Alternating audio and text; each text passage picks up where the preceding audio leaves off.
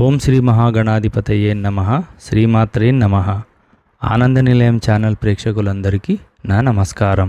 నేను మీ ఆచార్య ప్రసాద్ గురూజీ. ఈరోజు మనం ఈ వీడియోలో బ్రహ్మ ముహూర్తంలో లేచి ఏ పనులు చేస్తే లక్ష్మీదేవి మన ఇంట్లో తిష్ట వేసుకొని కూర్చుంటుందో ఇప్పుడు మనం ఈ వీడియోలో తెలుసుకుందాం. ముందుగా ఈ వీడియో చూసే ముందు ఒక లైక్ కొట్టి మా ఛానల్ను సబ్స్క్రైబ్ చేసుకోండి. అలాగే జై శ్రీరామ్ అని కామెంట్ చేయండి. బ్రహ్మ ముహూర్తంలో నిద్రలేచి ఈ 3 పనులు చేస్తే సాక్షాత్తు లక్ష్మీదేవి మీ ఇంట్లోకి వస్తుంది. ప్రపంచంలో ప్రతి జీవి కోరుకునేది ఆనందం మరియు ఆర్థిక స్వేచ్ఛ. ధనం మూలం ఇదం జగత్ అని పెద్దలు ఊరకే అనలేదు.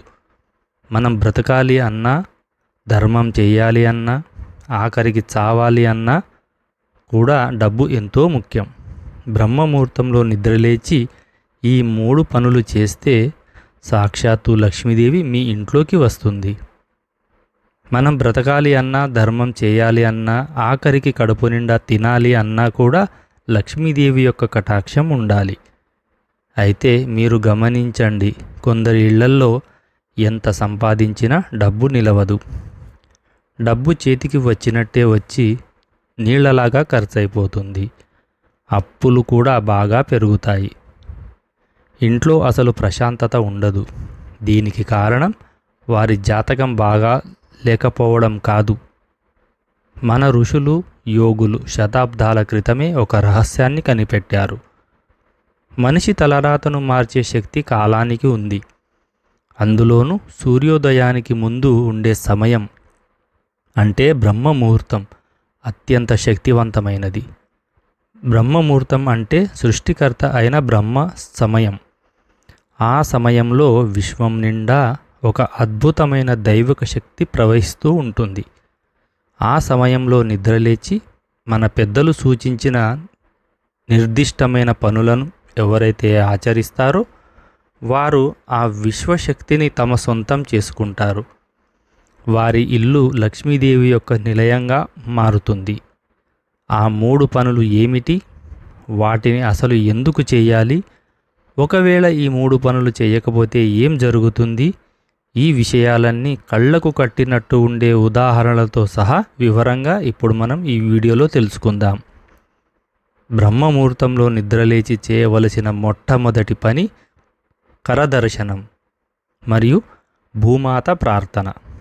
నిద్ర లేచిన వెంటనే మనిషి చేసే మొదటి ఆలోచన, చూసే మొదటి దృశ్యం ఆ రోజంతా అతని మెదడుపై ప్రభావం చూపుతుంది. దురదృష్టవశాత్తు ఈ కలియుగంలో చాలామంది కళ్ళు తెరవగానే చేసే పనులు మొబైల్ చూడటం, వాట్సాప్ మెసేజ్లు, లోకంలో జరిగిన ప్రమాదాల వార్తలు చూస్తూ రోజును ప్రారంభిస్తారు. ఇది మన మనసులో అలజడిని సృష్టిస్తుంది. కానీ అసలు శాస్త్రం ఏం చెప్తుందంటే, నిద్ర లేచిన వెంటనే మంచం దిగక ముందే వెన్నుముక్క నిటారుగా ఉంచి కూర్చొని మీ 2 అరచేతులను ఒక పుస్తకంలా విప్పి చూడాలి. దీన్నే కరదర్శనం అని అంటారు. ఎందుకు చేతులను చూడాలి అంటే, ఒక మనిషి అదృష్టం అతని చేతిలోనే ఉంటుంది. కాబట్టి మన అరచేతి అగ్రభాగంలో సంపదను ఇచ్చే లక్ష్మీదేవి, అలాగే మధ్యలో జ్ఞానాన్ని ఇచ్చే సరస్వతీదేవి, మూలంలో శక్తిని ఇచ్చే గౌరీదేవి ఉంటారు.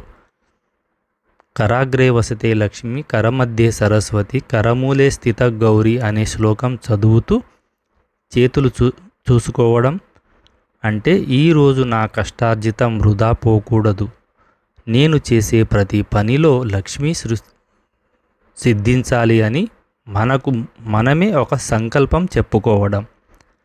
ఆ తర్వాత మంచం దిగే ముందు భూమాతను స్మరించుకోవాలి. మనం తల్లి గర్భం నుండి బయటకు వచ్చిన దగ్గర నుండి మళ్ళీ మట్టిలో కలిసే వరకు మనల్ని భరించేది ఈ భూదేవి మాత్రమే. ఆమెపై కాలు మోపుతున్నందుకు క్షమాపణ చెబుతూ కుడి చేతితో భూమిని తాకి కళ్ళకు అద్దుకోవాలి. ఈ చిన్న పనిని చేయడం వల్ల మనిషిలో అహంకారాన్ని చంపి వినయాన్ని పెంచుతుంది. లక్ష్మీదేవికి అహంకారం అంటే అసహ్యం, వినయం అంటే ఇష్టం. అందుకే వినయం ఉన్న చోట ఐశ్వర్యం ఉంటుంది. ఇక రెండవది మరియు అత్యంత కీలకమైన పని సింహద్వార శుద్ధి. ఇంటి ముఖద్వారం అనేది కేవలం మనుషులు రావడానికి మాత్రమే కాదు, సానుకూల శక్తి మరియు దేవతలు రావడానికి కూడా ఒక మార్గం. వాస్తుశాస్త్ర ప్రకారం సింహద్వారానికి ఇంటికి ముఖంగా పరిగణిస్తారు. మనం ఉదయాన్నే ముఖం కడుక్కోకుండా ఎలా ఉండలేమో ఇంటి ముఖద్వారం కూడా అలాగే. ఇంటి ముఖద్వారం ఎప్పుడు కూడా శుభ్రంగా ఉండాలి. అంటే చీకటి విడిపోకముందే ఇంటి ఇల్లాలు నిద్రలేచి ఇంటి ముందు నీళ్లు చల్లి శుభ్రం చేయాలి. పూర్వం ఆవు పేడతో కళ్ళాపి చల్లేవారు. ఆవు పేడలో లక్ష్మీదేవి నివాసం ఉంటుంది మరియు అది ఒక గొప్ప క్రిమికీటక సంహారిణి. ఇప్పుడు సిమెంటు లేదా టైల్స్ ఉన్నా సరే పసుపు కలిపిన నీటిని చిలకరించడం చాలా శ్రేయస్కరం. ఆ తర్వాత తడి ఆరిపోయాక బియ్యం పిండితో చక్కగా ముగ్గులు వేయాలి. ముగ్గు అనేది లక్ష్మీదేవికి స్వాగత తోరణం లాంటిది.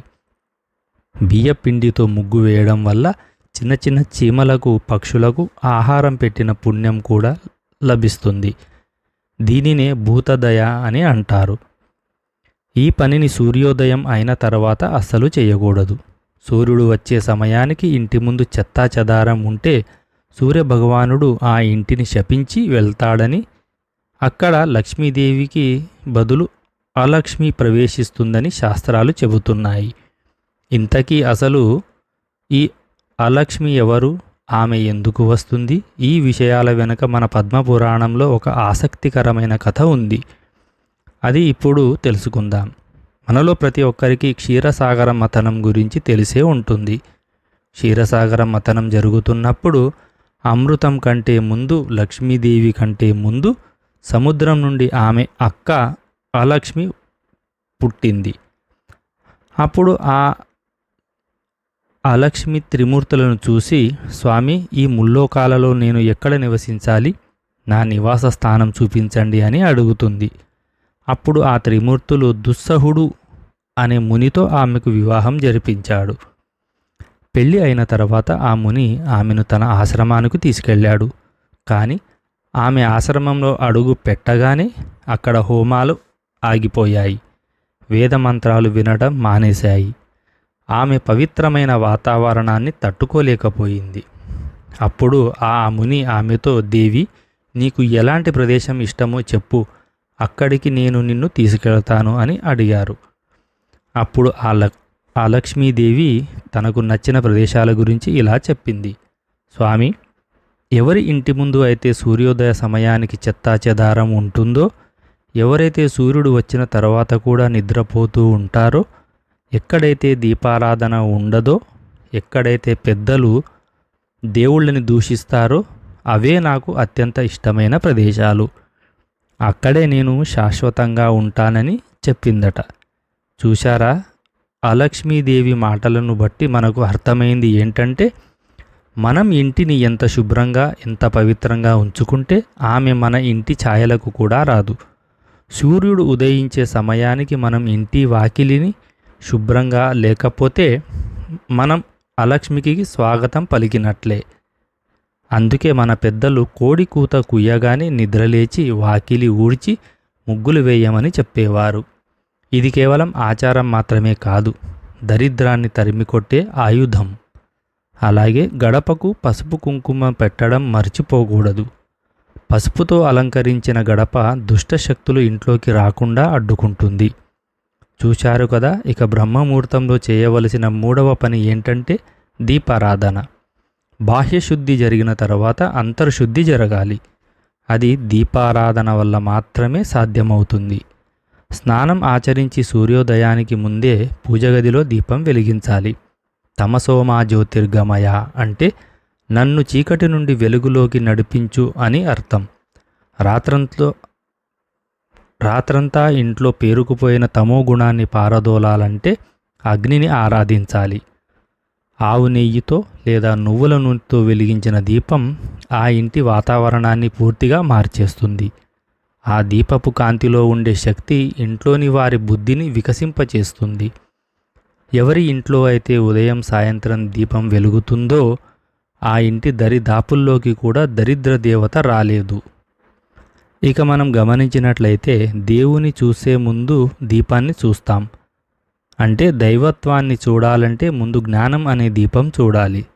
ఉదయాన్నే ఆ దీపం ముందు కూర్చొని 2 నిమిషాలు కళ్ళు మూసుకొని ఇష్టదైవాన్ని ప్రార్థిస్తే మనసు ప్రశాంతంగా మారుతుంది. ఆ ప్రశాంతతే మనిషిని సరైన నిర్ణయాలు తీసుకునేలా చేస్తుంది. సరైన నిర్ణయాలు సంపదను సృష్టిస్తాయి. ఈ 3 పనుల ప్రాముఖ్యతను వివరించడానికి ఒక వాస్తవ జీవితానికి దగ్గరగా ఉండే ఒక కథ గురించి ఇప్పుడు మనం తెలుసుకుందాం. ఒకానొక ఊరిలో రాజయ్య అనే ఒక బ్రాహ్మణుడు ఉండేవాడు. ఒకప్పుడు ఆయన ఇల్లు సిరి సంపదలతో పాడి పంటలతో తులతూగేది. ఆయన కొడుకు విజయ్కి పెళ్లి జరిగింది. కోడలు పేరు ఉమాదేవి. ఉమాదేవి చాలా మంచి అమ్మాయి, ఆధునిక భావాలు ఉన్న అమ్మాయి. కానీ ఆమెకు చిన్నప్పటి నుండి ఒక అలవాటు ఉండేది. రాత్రుల సమయంలో టీవీ చూస్తూనో లేదా ఫోన్ మాట్లాడుతూనో ఆలస్యంగా నిద్రపోయేది. దానివల్ల ఉదయం 8 గంటల వరకు నిద్ర లేచేది కాదు. కోడలు వచ్చాక ఆ ఇంటి ముఖ చిత్రం మెల్లగా మారిపోయింది. తమ అత్తగారు చాలా వృద్ధురాలు కావడంతో ఆమె పనులన్నీ చేయలేకపోయేది. దాంతో సూర్యుడు నడినెత్తికి వచ్చినా ఆ ఇంటి తలుపులు తెరుచుకునేవి కావు. వాకిలి ఊడ్చేవారు కాదు. ముగ్గులు లేవు. సాయంత్రం దీపం పెట్టడం కూడా మరిచిపోయారు. కొన్ని నెలలు గడిచాయి. అప్పటి వరకు లాభాలలో ఉన్న విజయ్ వ్యాపారం ఉన్నట్టుండి దెబ్బతినడం మొదలైంది. చేతిలో అస్సలు చిల్లర కూడా మిగిలేది కాదు. అనవసరమైన ఖర్చులు, హాస్పిటల్ ఖర్చులు పెరిగిపోయాయి. ఇంట్లో ఎప్పుడూ ఏదో ఒక గొడవ. అసలు మా ఇంటికి ఏమైంది, ఎవరి దిష్టి తగిలింది అని వాళ్ళు ఏడ్చేవారు. ఆ సమయంలో ఆ ఊరికి ఒక గొప్ప పండితుడు వచ్చాడు. ఆయన మహిమ కలవాడు. రాజయ్య గారు ఆయనను తమ ఇంటికి ఒకసారి భోజనానికి ఆహ్వానించారు. ఇక ఆ రోజు ఉదయం సమయం 7:30 అయ్యింది. పండితుడు రాజయ్య గారి ఇంటికి వచ్చాడు. కానీ ఇంటి గుమ్మం దగ్గరే ఆగిపోయాడు. అప్పటికి ఇంకా ఇంటి తలుపులు మూసే ఉన్నాయి. వాకిలి నిండా చెత్త, ఎండిపోయిన ఆకులు పేరుకుపోయి ఉన్నాయి. రాజయ్య గారు లోపల నుండి వచ్చి, స్వామి లోపలికి రండి, మా ఆతిథ్యాన్ని స్వీకరించండి అని బ్రతిమాలాడు. ఇక అప్పుడు ఆ పండితుడు గడప బయట నిల్చొని ఒక మాట అన్నారు. ఆ మాట ఆ ఇంటి కోడలి కళ్ళు తెరిపించింది. ఇంతకీ ఆయన ఏమన్నారంటే, రాజయ్య, నేను ఈ గడప దాటి లోపలికి రాలేను. ఏ ఇంటి ముందైతే సూర్యుడు వచ్చిన తర్వాత కూడా చెత్తా చెదారం ఉంటుందో, ఏ ఇంట్లో అయితే గృహస్థులు ఇంకా నిద్రపోతూ ఉంటారో అక్కడ సాక్షాత్తు అలక్ష్మీదేవి కాపలా కాస్తుంది. అంటే ఆ ఇల్లు మొత్తం దరిద్రంతో నిండిపోతుంది. ఆమె ఉన్న చోట నేను కూడా అడుగు పెట్టలేను. దేవతలే అసహించుకునే ఇల్లు అది. మీ ఇంట్లో అలక్ష్మి ఉంది కాబట్టి నేను మీ ఇంటికి రాలేను. ముందు మీ అలవాట్లను మార్చుకోండి, అప్పుడు లక్ష్మీదేవి తనే వస్తుంది అని చెప్పి వెనుతిరిగాడు. ఆ మాటలు విన్న ఉమాదేవికి తన తప్పు ఏంటో తెలిసింది. తన బద్ధకమే తన ఇంటి పాలిట శాపంగా మారిందని గ్రహించింది. కన్నీళ్లు పెట్టుకొని ఆ రోజు నుండే మారుతానని అత్తమామలకు మాట ఇచ్చింది. ఇక మరుసటి రోజు నుండి ఆ ఇంట్లో కొత్త వెలుగు మొదలైంది. ఇక ఉమాదేవి బ్రహ్మ ముహూర్తంలో 5 గంటలకే నిద్రలేవడం అలవాటు చేసుకుంది. ఇక సూర్యుడు రాకముందే వాకిలి అంతా కడిగేసి అందమైన ముగ్గులు వేసి కడపలకు పసుపు అలాగే కుంకుమ బొట్లు కూడా పెట్టేది. తులసి కోట దగ్గర దీపం వెలిగించేది. ఇల్లంతా సాంబ్రాణి ధూపం వేసేది. ఇలా నిష్టగా ఒక మండలం పాటు, అంటే సరిగ్గా 41 రోజులు చేసేసరికి ఒక అద్భుతం జరిగింది. విజయ్కు వ్యాపారంలో అకస్మాత్తుగా వైభోగం వచ్చింది. పాత బాకీలు వసూలయ్యాయి. ఇంట్లో అనారోగ్య సమస్యలన్నీ పూర్తిగా తొలగిపోయాయి. ఎప్పుడూ గొడవలు అరవడాలతో ఉండే ఇల్లు ఇప్పుడు నవ్వులతో ఆనందంతో నిండిపోయింది. అప్పుడు వారికి అర్థమైంది, మనం మార్చుకున్న చిన్న అలవాటు మన తలరాతనే మార్చేసిందని. ఇక్కడ మనం గమనించాల్సింది ఒకటే, దేవుడు మనకు కష్టాలను ఇవ్వడు, మన అలవాట్లే మనకు కష్టాలను తెచ్చిపెడతాయి. రాత్రి ఆలస్యంగా పడుకోవడం, ఉదయం ఆలస్యంగా నిద్రలేవటం అని ఈ ఆధునిక జీవనశైలి మన ఆరోగ్యానికే కాదు, మన ఐశ్వర్యానికి కూడా కారణం. సూర్యోదయానికి ముందే ఈ స్వచ్ఛమైన గాలిలో ప్రాణశక్తి ఉంటుంది. అది పీల్చుకుంటే రోగాలు అస్సలు రావు. ఆ సమయంలో మన మనసు ప్రశాంతంగా ఉంటుంది. ఆ సమయంలో మనం చేసే పనులను దైవానుగ్రహం తోడవుతుంది. మీరు కూడా రేపటి నుండి ఈ చిన్న ప్రయత్నాన్ని చేయండి. పూజలు హోమాలు అస్సలు చేయనక్కర్లేదు. కేవలం సూర్యోదయానికి ముందే నిద్రలేచి ఇంటిని శుభ్రం చేసి దీపాన్ని పెట్టి చూడండి. సాక్షాత్తు ఆ శ్రీ మహాలక్ష్మీదేవి మీ ఇంట్లోకి నడిచి వస్తుంది. మీ ఇల్లు సిరి సంపదలతో తొలతూగుతుంది. ఇది శాస్త్రవాక్కు, అనుభవపూర్వక సత్యం.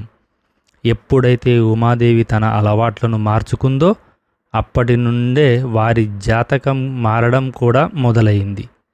ఈ అద్భుతమైన విషయాన్ని, ఈ రహస్యాన్ని మీ ఒక్కరి దగ్గరే ఉంచుకోకండి.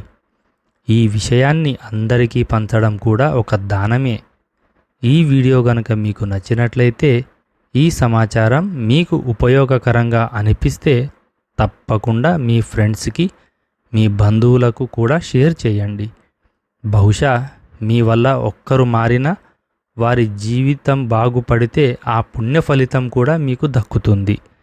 మీరు కూడా రేపటి నుండి ఈ 3 పనులను పాటించబోతున్నారా? లేదా ఇప్పటికే పాటిస్తూ ఉన్నారా? మీ అనుభవాన్ని కింద కామెంట్లో తెలియజేయండి. మీ అనుభవాన్ని, అలాగే తోచిన ఒక సందేశాన్ని కూడా కామెంట్స్లో చెప్పండి. అది ఎంతోమందికి ఉపయోగపడవచ్చు. ఈ వీడియో కనుక మీకు నచ్చినట్లయితే ఒక లైక్ కొట్టి మా ఛానల్ను సబ్స్క్రైబ్ చేసుకోండి. జై శ్రీరామ్.